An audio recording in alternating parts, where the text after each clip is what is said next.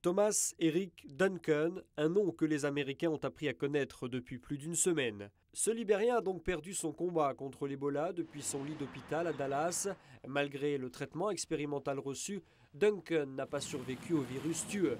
Ce premier cas d'Ebola déclaré sur le sol américain a mis en lumière les carences du personnel de santé ici aux États-Unis. Duncan a en effet été renvoyé chez lui une première fois après avoir déclaré les premiers symptômes.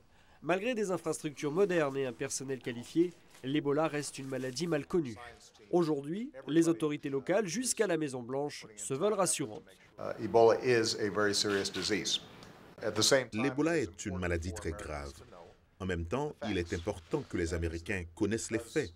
Grâce aux mesures prises et à notre système de santé de classe mondiale, le risque d'avoir une épidémie d'Ebola aux États-Unis est extrêmement faible.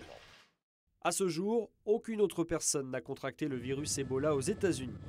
L'épidémie reste dévastatrice pourtant en Afrique de l'Ouest, et tant que la situation n'est pas maîtrisée sur place, à l'heure du transport aérien international, est difficile pour les Américains d'écarter tout risque de nouveaux cas de fièvre hémorragique. Globalement, ça va être un long combat difficile. Nous reconnaissons que tant que la situation n'est pas maîtrisée en Afrique, on ne peut pas atteindre le risque zéro ici.